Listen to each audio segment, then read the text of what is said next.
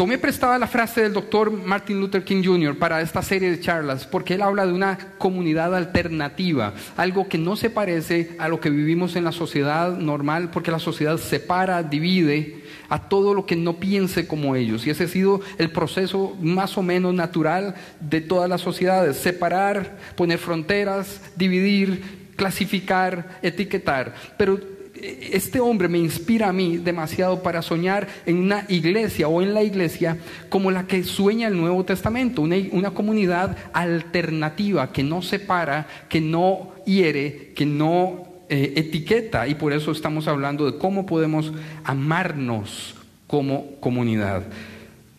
Aprender a hablar es nuestro tema de hoy. Hubo un tiempo en que mi trabajo era visitar muchas iglesias en toda Latinoamérica, desde México hasta Chile. Y bueno, estaba soltero y tenía mucho tiempo y tenía mucha más energía que ahora.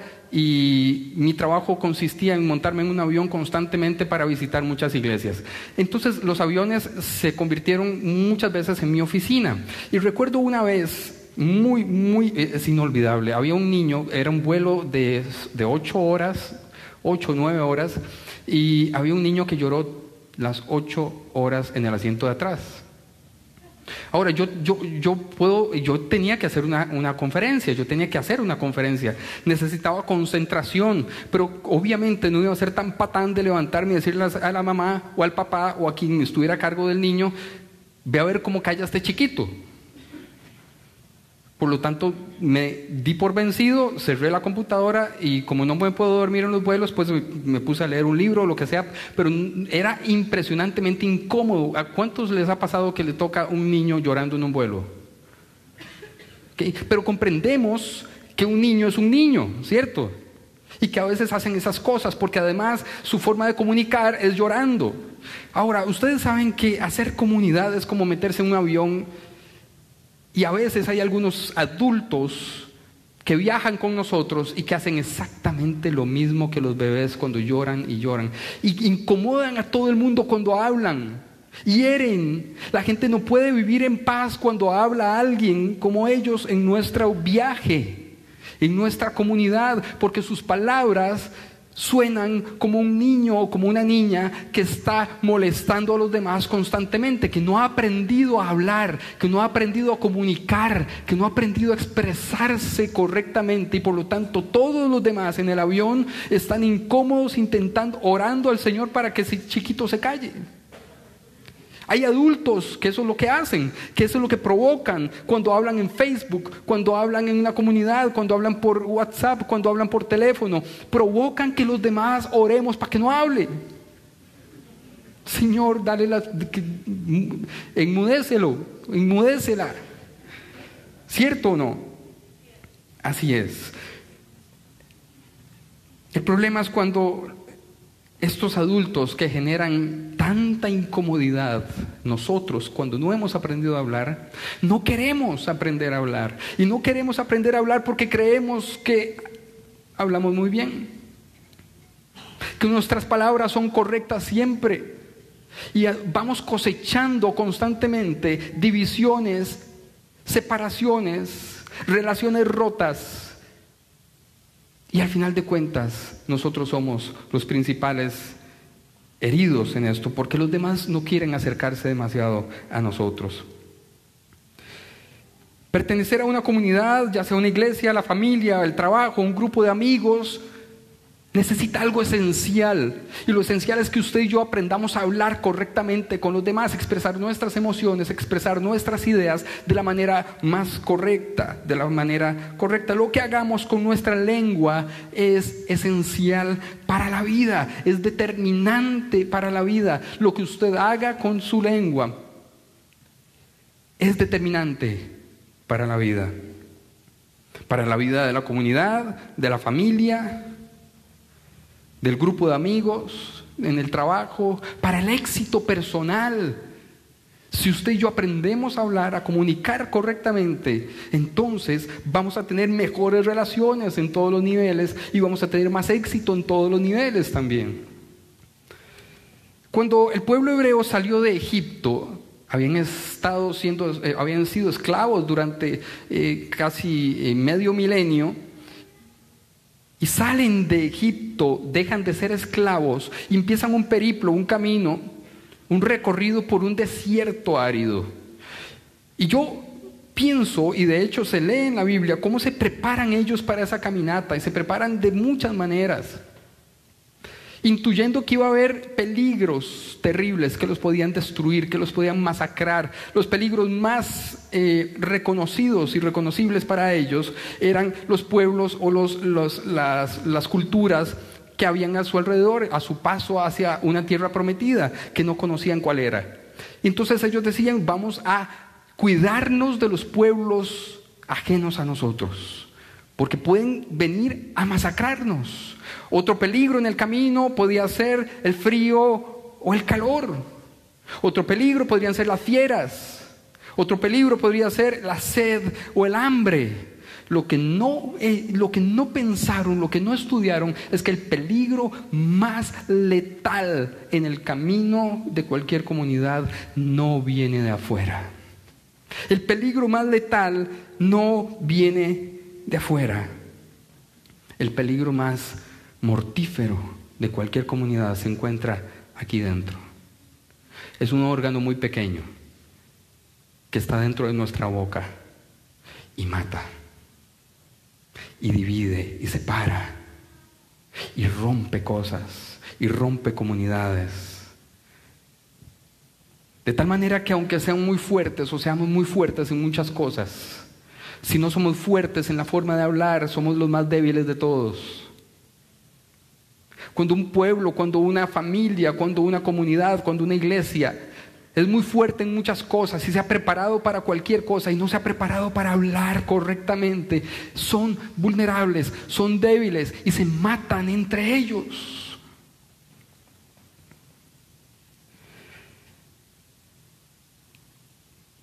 Nos preparamos para enfrentarnos a todo tipo de amenazas. Para nuestra familia, comunidad, iglesia, amenazas económicas, ahorramos. Amenazas físicas, ponemos cámaras de seguridad en la casa, no sé, compramos un carro muy seguro. Amenazas médicas, pagamos un seguro médico, pero pocas veces nos preparamos para la amenaza más letal en una familia, en una pareja, entre padres e hijos, en una comunidad, y es cómo aseguramos que no matemos con la lengua, que no hiramos con la lengua, que no golpeemos con la lengua. Veamos este texto pequeño, muy pequeño, pero con una importancia capital. Se encuentra en Proverbios 18:21, y esta es la primera parte. Noten que pongo A. Cuando pongo A es que el versículo está dividido en dos mitades, dos esticos. Esto es poesía hebrea, entonces viene una repetición. Pero vamos primero con esto. En la lengua hay poder de vida y muerte, dice Proverbios 18:21a. En la lengua está el poder de matar y de dar vida. Vean, esto es una declaración extrema. Esto es una declaración profunda. Esto es una declaración muy importante para la vida. No está mintiendo el texto. De hecho, no es una metáfora en este momento. No es un cuento. Está hablando de vida literal y de muerte literal. Este texto no es una figura literaria. El texto está diciendo que en la lengua hay el poder de vida y muerte. Es decir, matamos con este órgano que usted y yo tenemos escondido entre los dientes. Pero también podemos dar vida con lo que nosotros hablamos. Yo sé que usted no sabe hebreo, pero yo quiero subrayar estas dos palabras y simplemente para llamar su atención. ¿Ok? Mavet es esta palabra y significa muerte. Mavet. Y quiero que note esta otra. Hayim, cuando en hebreo se termina en estas dos, im es un plural. Hayim es vida en plural. ¿Ok? Muerte está en singular, vida está en plural. Y a mí me encanta, me impacta eso. Porque el impacto que podamos ejercer con nuestras palabras puede matar, pero da más vida. Y la vida se multiplica. Eso es lo que está diciendo el texto, por eso lo pone en plural. Porque cuando hablamos vida, cuando damos vida con lo que decimos, esa vida se multiplica, se multiplica, se multiplica. Tiene como ondas concéntricas. Cuando lanzamos una piedra en un estanque, cuando lanzamos una piedra en un río, se va multiplicando la vida que vamos creando con la lengua. Pero también podemos matar. Tiene un efecto multiplicador, un efecto plural. Vean, yo tuve una maestra de español hace mucho tiempo aquí en Costa Rica, en un colegio, una escuela, que antes de hacer bachillerato me dijo, había dejado una tarea de hacer una redacción, y me dijo, revisar la redacción, y me dice, mira, José Pablo, nunca cometas el error de estudiar nada que tenga que ver con letras. Sos malísimo escribiendo. Y eso me marcó durante años. Me marcó durante años. Hubo también a alguien que amo muchísimo, alguien de mi familia nuclear, que el día que llegué muy emocionado a la casa diciendo, yo quiero ser pastor, yo estudiaba periodismo, soy periodista. Esa persona se me quedó viendo y se rió de mí y me dice, mae, si no compras ni una Coca-Cola en la pulpería porque te da vergüenza, ¿cómo vas a agarrar un micrófono y hablar frente de la gente? Escribir y hablar. Durante más de 10 años no pude hacerlo. Y lo hacía a escondidas, escribía a escondidas. Tengo un montón de libretas con cosas que escribía a escondidas porque me daba pánico, vergüenza terrible de que alguien leyera mis pésimas cosas que la profesora de español me había dicho que yo escribía. Me marcó durante muchos años. Pasaron muchos años y yo era estudiante de periodismo y de teología y efectivamente siempre negociaba o cambiaba las exposiciones orales por trabajos escritos. ¿Qué escogía? ¿Morir o morir más feo?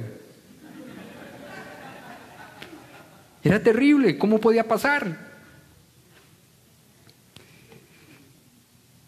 Sufría escribiendo, pero sufría también hablando en público. Y un día yo tengo un amigo que se llama Alexis Valverde. Y él supo, por alguna razón, que yo escribía poesía. Y me encantaba la poesía, pero tenía tanto miedo de mostrarle al mundo esas ideas y esas emociones. Y él es músico, Alexis Valverde. ¿Cuántos conocen a Alexis Valverde? ¿Alguien sabe quién es? Solo yo. Algunas personas. Pues resulta que Alexis me dice, tengo que dar un concierto, él es músico, en San Carlos, en un gimnasio, acompáñame, y ahí vamos y comemos y dormimos por ahí, no sé qué. Yo dije, sí, vámonos, yo no tenía nada que hacer. Y yo me fui. Estaba aquel gimnasio repleto de gente, pero repleto de gente, no sé, habían unas 800 personas en aquel lugar y yo estoy sentado ahí como donde está Laura, todo tranquilo, con una coquita en la mano, viendo cómo Alexis sacaba la guitarra y iba a empezar a tocar y de repente dice en el micrófono, yo quiero presentarles a un amigo que se llama José Pablo para que les dé unas palabras. Caminé un trillo, un periplo como de, no sé, 10 metros y yo iba diciendo, ¿qué digo? Porque eso no estaba preparado. Había un micrófono con pedestal, el que estaba usando Alexis, lo que sucede es que se iba a echar un Halls porque no sé qué le había pasado con la voz. Me pongo yo al frente de la gente y el micrófono aquí, me pongo yo al frente, mente en blanco,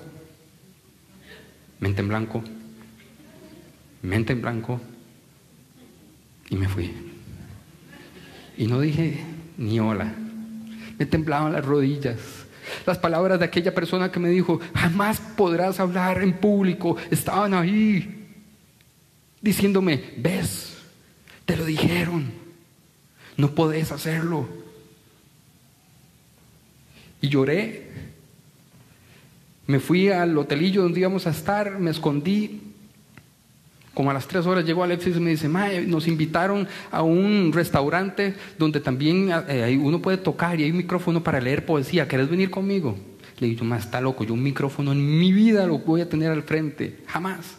Estaba enojado con Alexis yo. Estaba enojado, si hubiera estado 10 años antes le pego un huevazo. a cosas que me dicen, mae, no, vamos, yo leo tu poesía, vos nada más ahí te sentás a escuchar y estoy sentado y hace póngale usted ahí los puntos suspensivos. Tengo un amigo que viene conmigo y va a leer su poesía y yo, padre, hablé en lenguas. Me senté en una sillita, Alexis con la guitarra, otro chavalo ahí, y yo con mi librito de lo que había escrito, y empecé a leer. Y empecé a leer en el micrófono. Y empecé a ver a la gente ahí al frente, y me gustó. Y se murió el hechizo, se rompió el hechizo, porque alguien insistió y habló vida a mi vida. Había gente que habló muerte a mi vida, pero una sola persona, Alexis Valverde, creyó que mi voz podía decir algo bueno en la vida y creyó en mí. Y poco tiempo después empecé a enamorarme de esto, de hablar en público, a enamorarme de mi voz de alguna u otra manera, a creer que esto es un instrumento. Y aunque soy súper tímido y cada vez que me subo acá siento que me tiemblan las piernas todavía, el efecto de una sola persona que habló vida a mi vida ha sido un multiplicador, multiplicador, multiplicador. Por eso estamos aquí todos nosotros reunidos. Pasó el tiempo y déjeme ver si la paso con esto. Y me invitaron a una iglesia en Columbus, Ohio, de 10,000 personas. ¿Qué es esta? No puedo decir que estaba tan llena como ese día, pero sí estaba casi llena ese día. Y yo recuerdo pararme en aquella tarima con infinidad de personas y de cabezas para escuchar un sermón mío. Y antes de hablar la primera palabra, se me vino la voz de aquella persona que me decía, ni una Coca-Cola, ni una Coca-Cola, ni una Coca-Cola, ni una Coca-Cola. El efecto que tienen las palabras de las personas puede ser muerte o puede ser vida multiplicadora. Con respecto a escribir lo que dijo aquella señora, no quiero hablar de mí nada más, pero de alguna otra forma también alguien creyó en mí. Y hoy estoy publicando mi tercer libro. Porque alguien habló vida a mí. Alguien habló vida a mí. Este es el CD de la charla que di en la iglesia de Columbus, Adoración Poderosa para un Dios Poderoso. Lo guardo. 19 de febrero del 2006. Porque para mí esto simboliza la vida que alguien habló a mi vida se sigue multiplicando. Sigue teniendo efecto.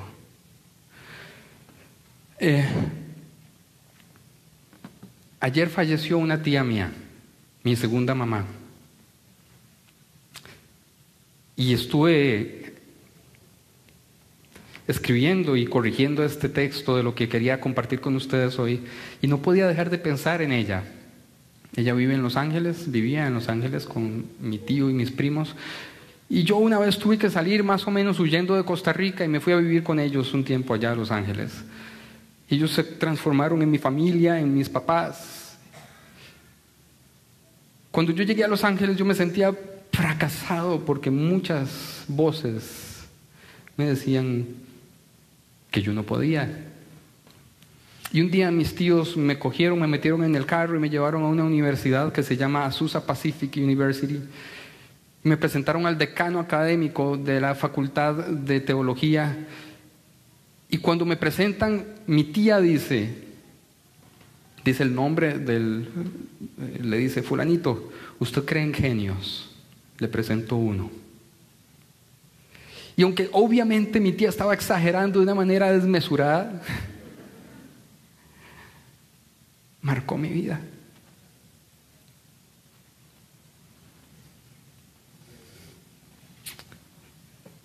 Creyó en mí. Me dio vida con su palabra. Después de tanta muerte que había escuchado y que me mantenía con las manos atadas y con el corazón herido, una sola palabra cambia la vida. Da vida, trae vida. Vean la segunda parte del texto. la parte B del texto de Proverbios 18:21. El que la ama comerá de sus frutos. El que la ama comerá de sus frutos. La misma profesora aquella de español nos enseñó que nosotros amamos las personas y queremos las cosas. Pero la Biblia nos está diciendo que también podemos amar órganos del cuerpo, que también podemos amar cosas y que hay frutos de ese amor que vienen a nuestra vida. Hace tiempo, justo cuando les conté que tenía que viajar a un lugar y a otro visitando iglesias, estaba predicando en Perú y tenía ya como una semana de estar hablando con gente. Ustedes han visto este asunto que uno cuando llega al aeropuerto lo recogen, uno tiene la responsabilidad de hablar. Porque si no va a pasar como un antipático. Hablar. Y yo ya estaba cansado de hablar. Entonces, en cuanto pude, me escapé y me fui a caminar a una montaña con un libro. Me senté al lado de una piedra con un libro y dije, yo amo esto. Amo estar solo. Amo leer. Se pueden amar cosas también. Se pueden amar situaciones. Se puede amar la paz. Se puede amar la justicia. Se puede amar la lengua. Y cada cosa que amamos va a traer sus frutos a nuestra vida. Va a traer sus frutos a nuestra vida. Déjenme ver. Vean algunos efectos que tiene lo que decimos. Los niños imitan los patrones bajo los que son criados. Los métodos utilizados por sus padres o figuras de autoridad. Esto se ha determinado como un factor influyente para la presencia de conductas agresivas. Vean,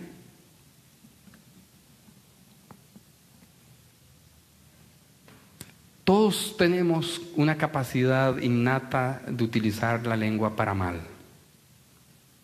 Pero yo he visto, y yo creo que usted puede estar de acuerdo conmigo, que Costa Rica, nosotros los ticos, hemos perfeccionado, hemos hecho, un arma de destrucción masiva con nuestras lenguas. Hablamos despiadadamente los ticos. Nos hemos perfeccionado en utilizar la lengua en este país para destruir lo que llamamos la chota, lo que llamamos, ¿verdad? Somos expertos en utilizar la lengua para matar. Les conté hace tiempo que estaba tomando café en un lugar intentando leer y para variar, ¿verdad? Un chiquito corría para un lado y para el otro. No soy como Herodes, ¿verdad? No crean, tengo 2 y siguen vivos, ¿verdad? Pero estaba intentando leer y el carajillo corría para un lado y para el otro y de repente pateó la pata de la mesa de la mamá, donde la mamá tenía un café y estaba conversando con otra señora y el café se cayó y aquella señora le dice, idiota, inútil, a un niño como de 4 años. Somos expertos en Costa Rica. Los efectos de eso se ven luego en la escuela, en el colegio, con conductas violentas de nuestros hijos allí, ejerciendo exactamente lo mismo que ven en casa. El bullying, nadie nace siendo un abusador, una persona violenta, pero vamos adquiriendo de alguna forma un conocimiento de cómo hay que usar la lengua para burlarse de los demás, para coartar la felicidad de los demás. Y somos expertos en este país en matar con nuestra lengua. No sé si me estoy explicando. Cuando uno pasa de país, en una frontera, lo primero que uno se da cuenta, y la forma más fácil de darse cuenta que ya está del otro lado, ¿qué es? ¿Qué creen que es? ¿La ropa que usa la gente? La forma de hablar. Si pasamos a un país que su idioma es muy distante del nuestro, es mucho más fácil reconocerlo, pero si pasamos de aquí a Nicaragua, a Panamá, vamos a notar que hablan algo diferente, ¿o no? Algo distinto, sabemos que son distintos. Una comunidad alternativa quiere decir que cuando alguien entre a esta comunidad, note que hablamos diferente, que hay una frontera imaginaria en la forma en que hablamos y utilizamos la lengua en esta iglesia. Que aquí nuestro idioma es vida. Que aquí nuestra lengua ha aprendido a hablar vida a los demás. Que aquí no hablamos, que hemos aprendido que la amenaza más grande que tenemos en nuestra vida relacional es nuestra lengua. Y aquí no hablamos muerte. Vean, había una señora, doña Ana, en la Viña del Este, cuando yo apenas estaba empezando a predicar y tenía miedo de enfrentarme a una iglesia. Y esa señora, imagínense a mí, escuincle, con pelo, sin barba, medía 2 metros yo en aquel entonces, estaba fuerte. Y las charlas eran terribles y ahora estoy luchando para mejorarlas. Imagínense, hace 20 años, 18 años. Vean, la gente que llegaba sana se iba enferma. Las parejas que llegaban felices iban peleados. El que llegaba feliz iba deprimido. O sea, era terrible aquel asunto. Y esta señora se sentaba siempre frente a mí. Siempre que yo predicaba, agarraba y se sentaba ahí con una libreta y un lápiz. Y todo el rato que yo hablaba me veía y apuntaba, me veía y apuntaba, me veía y apuntaba. Y cada vez que terminaba la reunión y yo me iba más o menos deprimido y avergonzado, ¿verdad? Porque yo sabía cómo había salido aquel asunto. Ella se me acercaba y me decía: pastor, muchas gracias. Es de las primeras personas que me dijo pastor a mí.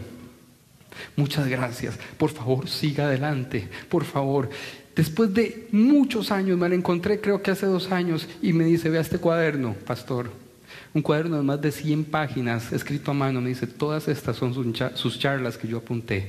Viera cómo me han bendecido durante todo este tiempo. Una mujer que todos los domingos me hablaba vida a mí. Si no hubiera sido por doña Ana, yo no estaría aquí hablando tampoco, porque cada vez que yo sentía que había fracasado como predicador, como charlista, esta mujer se me viene a la mente a mí, diciéndome con su cuadernito: gracias, pastor, gracias.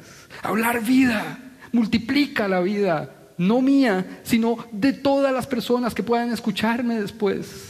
Es multiplicador, está en plural en el hebreo. Pero siempre habrán voces que quieran traer muerte a nuestra vida, ¿cierto? Ojalá la balanza de lo que escuchen nuestros oídos se incline cada vez más a gente que habla vida. Porque la poca muerte que escuchemos será resucitada por la vida que escuchemos. Eso es lo que dice el texto. Pero como dije hace un rato, el texto no está siendo metafórico, no está siendo completamente metafórico.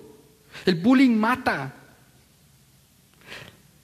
La violencia verbal mata. Hay gente que crece después de muchos años de recibir violencia verbal, se deprime porque ese es uno de los efectos: la vergüenza, la soledad, baja autoestima, depresión y suicidio.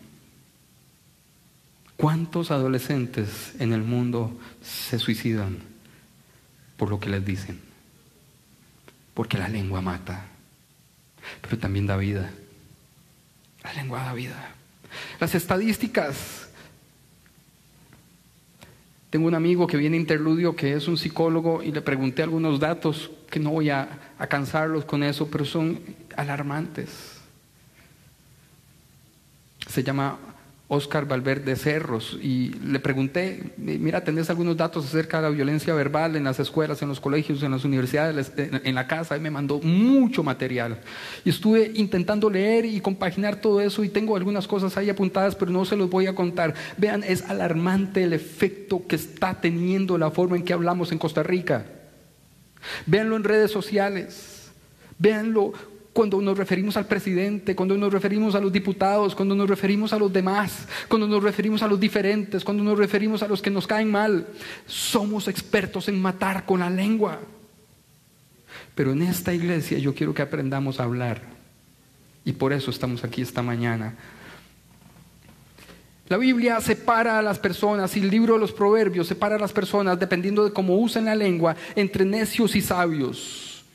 Es la forma, es la nomenclatura en que la Biblia, y sobre todo el libro de los Proverbios, nos ubica a nosotros dependiendo de cómo hablemos nosotros, dependiendo de la forma en que nos expresemos. Algunos son necios y otros son sabios. Y quiero hablar de 6 Consejos de los proverbios para aprender a hablar bien. Son 6 consejos muy rápidos. El primero es: el sabio habla menos de lo normal, excepto el pastor el domingo.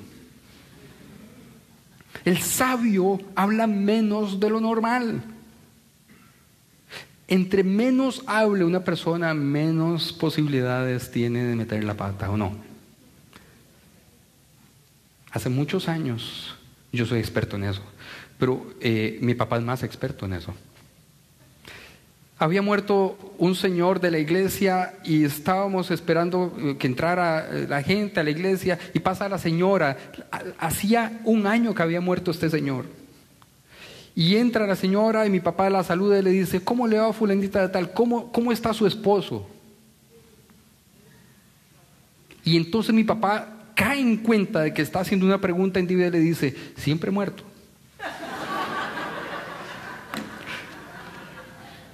Hablar menos. Eso es como cuando uno mete la pata e intenta arreglar el asunto, siempre la embarriala más. Siempre, déjalo ahí tranquilo, déjalo ahí, no toques ese asunto ahí, déjalo. Mejor dar el beneficio de la duda, que la gente entendió o no entendió, se ofendió, no se, usted siga adelante, tranquilo. Siga adelante. Los sabios aprenden a hacer silencio.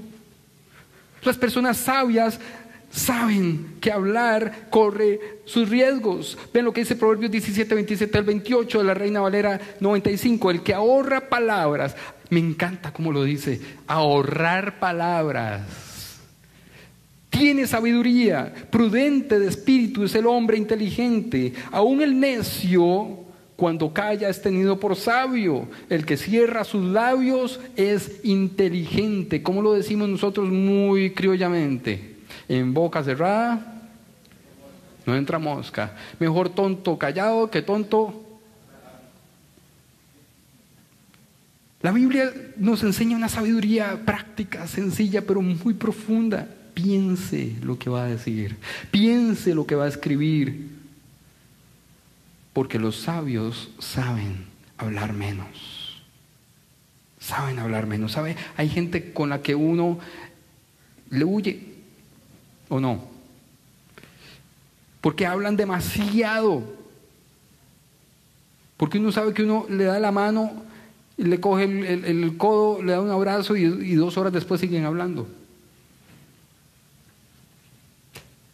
A veces yo le digo a mi esposa: mira, tengo ganas de llamar a ella sabe quién es, ¿verdad? No voy a decir el nombre, pero es que habla tanto. Y sale carísima la llamada, ¿verdad? También. Hablar menos. Hay sabiduría en hablar menos. 2, el sabio valora su capacidad de hablar vida. El sabio ha entendido, la persona sabia ha entendido que cuando habla vida hay un efecto multiplicador de vida en las personas o en la persona a la cual le está hablando. Valora, entiende, sabe que tiene poder en la boca y lo utiliza. Vean lo que dice Proverbios 15:4.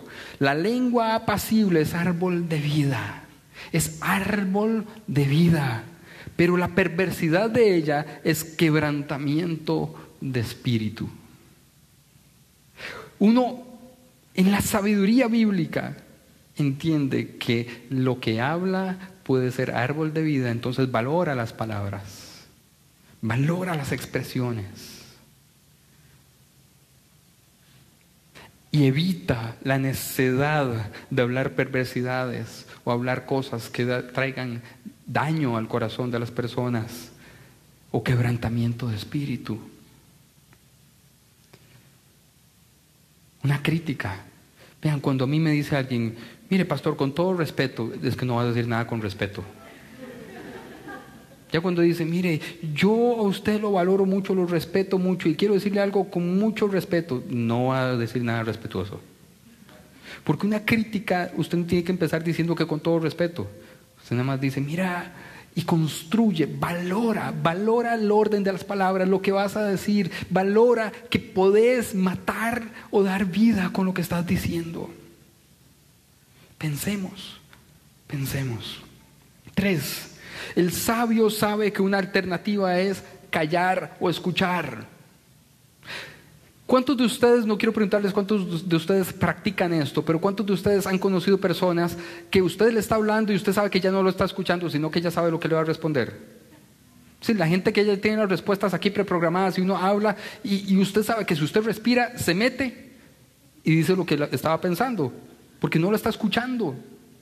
El sabio sabe escuchar, la mujer sabia sabe escuchar, el hombre sabio aprende a escuchar. Y una gran y buena alternativa de respuesta a veces es decir, no sé, no tengo respuesta.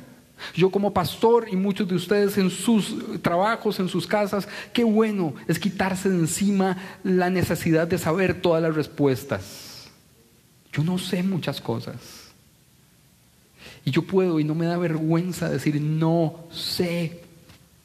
No tengo la respuesta para eso. Ante el dolor humano a veces yo no sé por qué pasan las cosas. Tengo una amiga en España, una señora, mi mamá de España, se llama Pepi. Y ella perdió a un hijo hace pocos años. Luego se murió su nieto. Y ahora está pasando por otra situación. Y a veces Pepi me escribe y me dice, yo no entiendo, yo tampoco sé, pero puedo orar con vos y acompañarte de alguna manera, porque yo no sé, tampoco tengo respuestas. El sabio sabe que escuchar es más valioso que hablar. Porque las personas lo que a veces necesitan simplemente es abrir su corazón y dejar caer toda la amargura que hay ahí acumulada. Y Dios entiende eso. Y lo entiende perfectamente. Yo recuerdo cuántas veces yo he llegado a orar, a hablar con Dios, cargado de amargura, cargado de dolor, y empiezo a expresar todo mi dolor a Dios. Y Él escucha. Yo nunca he escuchado a Dios decir, cállese insolente. Así no se le habla a su Señor.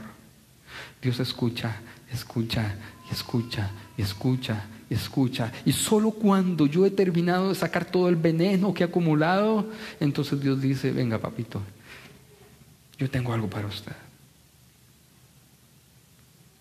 Muy diferente a muchas maneras en que nosotros somos escuchados o escuchamos.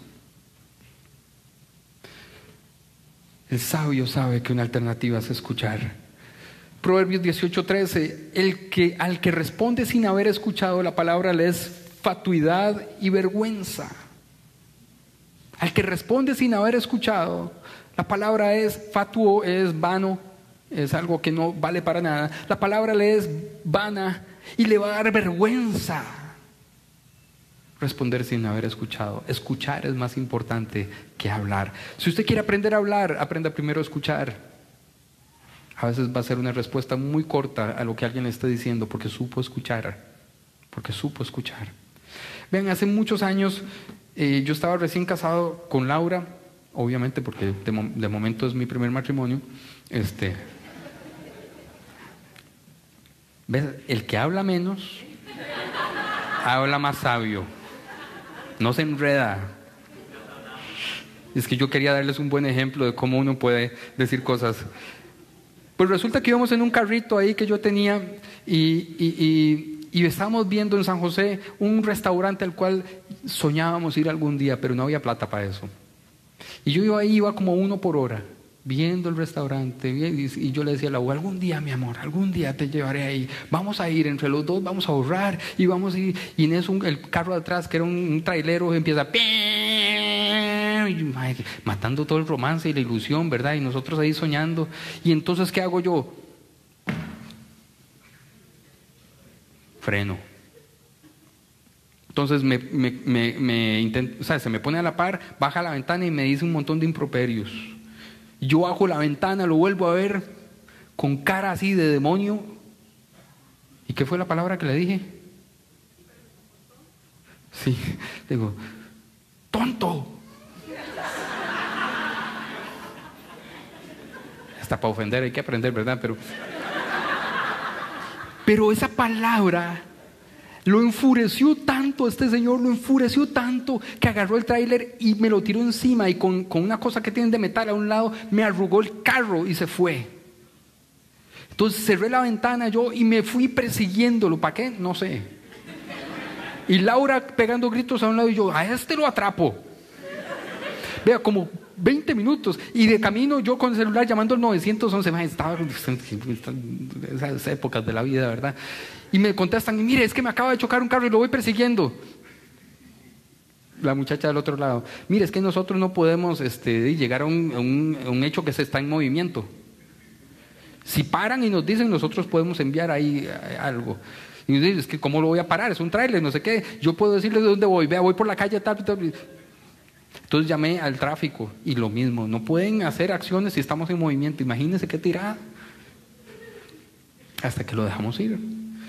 Hablar menos evita dolores de cabeza.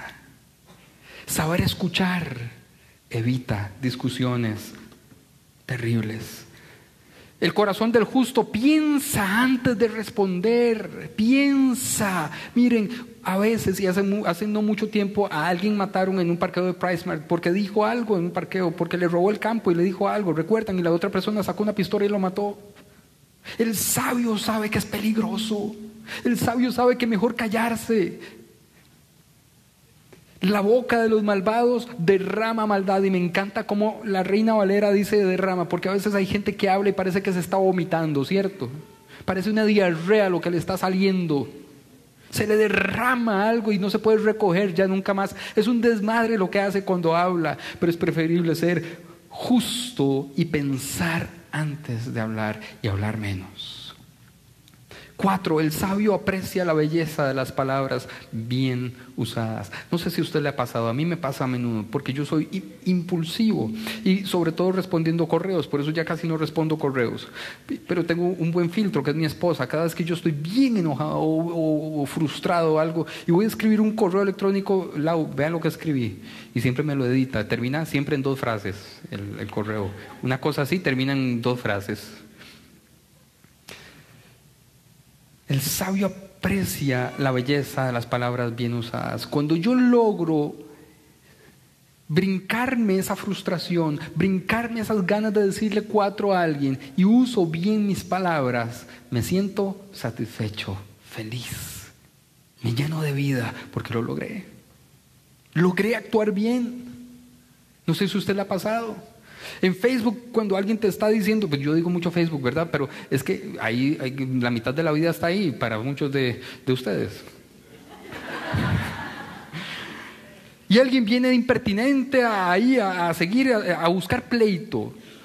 Qué felicidad es cuando uno puede no meterse en una cadena tonta de comentarios. Porque en Facebook gana el último que habla, ¿o no? Y entonces hay gente que saca vacaciones para poderle responder al otro, y a las 3 de la mañana, uy, entró otro mensaje, y no, ni duermen, ¿verdad?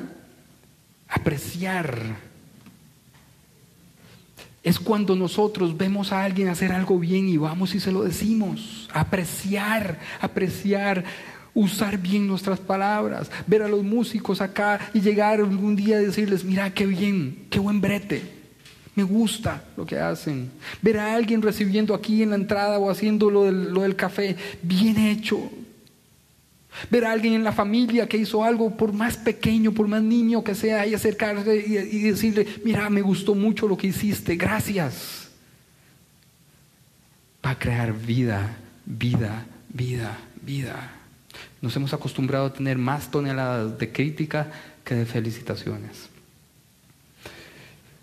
Como naranjas de oro con incrustaciones de plata son las palabras dichas a tiempo. Piense bien esto, a tiempo. Felicite a tiempo. Felicite a tiempo. Agradezca a tiempo. Diga las cosas a tiempo. Esto es muy importante. 5, y casi termino, el sabio busca oportunidades para refrescar sus palabras. Busque la oportunidad de decirle cosas buenas a los demás. No espere que las circunstancias se lleguen a su vida para que usted diga, mira, por cierto, había pensado que qué bien hiciste aquel trabajo. Busque la oportunidad de generar espacios para hablar vida a las personas que usted ama, o al equipo de liderazgo al cual usted está manejando, liderando, en el trabajo, a sus estudiantes si usted enseña. Busque la oportunidad de decirle a un estudiante. Yo esto lo aprendí de una serie que se llama Merlí. ¿Cuántos han visto? Merlí. Se la recomiendo. Merlí dice una cosa: hoy eres mi estudiante favorito. Vieran el efecto que tiene esa carajada. Yo le digo a alguien: hoy usted es mi estudiante favorito, y le pone 200 veces más. Porque mis palabras valen para las personas que están escuchando. Y 6, Proverbios 25:13, el mensajero fiel es para el que lo envía cual frescura de nieve en día caluroso, pues da nuevos ánimos a su Señor. Acostúmbrese a dar ánimos a la gente.